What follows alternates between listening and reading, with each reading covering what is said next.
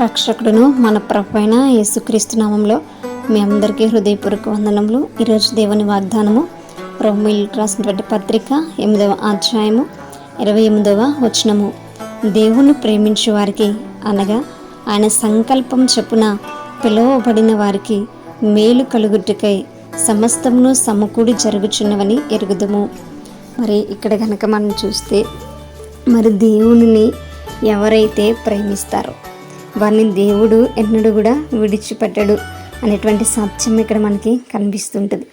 మరి ఎవరైతే దేవుని యొక్క ఆజ్ఞలను గైకుంటారో, ఎవరైతే దేవుని కొరకు సమస్తమును విడిచిపెట్టొస్తారో, ఎవరైతే లోకానుసారమైనటువంటి బ్రతుకును విడిచిపెట్టి ఆత్మీయంగా జీవించాలనే ఆశ కలిగి ఉంటారో, మరి ఎవరైతే దేవుని పైన విశ్వాసం కలిగి ఉంటారో, వారి యొక్క పాపాలను విడిచిపెట్టి ఒక ప్రత్యేకమైనటువంటి జీవితాన్ని జీవించడానికి ఇష్టపడుతూ ఉంటారు. అటువంటి వారిని దేవుడు ఏం చేస్తాడు అనంటే ఎప్పుడు కూడా విడువక వారి యొక్క జీవితాల్లో మేలు చేయాలని ఆయన ఉద్దేశిస్తూ ఉంటాడు. మరి ఆయన పిలిచినప్పుడు మనం పలికినటువంటి వారముగా ఉండాలి. ఆయన ఏర్పరచుకున్నటువంటి మరి ఏర్పాటులో మనం ఉండడానికి ఇష్టపడేటువంటి వారముగా మనం ఉండాలి. ఆయన సంకల్పము మన యొక్క ఆలోచనల కంటే గొప్పది కనుక ఆయన సంకల్పంలో గనక మనము ఉంటే ఆయన మన కొరకు మరి ఎన్నో మేలులు దాచి ఉంచాడు. మరి ఈ యొక్క సమస్తమును కూడా ఆయన సమకూర్చి మనకున్నటువంటి అవసరతలు, మనకున్నటువంటి అక్కరతలు, మనకున్నటువంటి ప్రతి విధమైనటువంటి కీడును తొలగించి మనకు కావలసినటువంటివి ఆయన ఏర్పాటు చేయడానికి ఇష్టపడుతున్నటువంటి దేవుడు. కాబట్టి మనకు కలిగినది దేవుని కొరకు నష్టంగా ఎంచుకుంటే, మనము ఈ యొక్క లోకానుసారమైనటువంటి జీవితాన్ని, శరీరానుసారమైనటువంటి జీవితాన్ని విడిచిపెట్టి మరి ఆత్మీయంగా జీవించినప్పుడు, మరి ఆయన పిలుపు మేరకు మనము జీవించినప్పుడు ఖచ్చితంగా ఆయన మనకు మరి మేలును కలిగించేటువంటి విధముగా మన చుట్టూ పరిస్థితులను ఆయన మారుస్తాడు.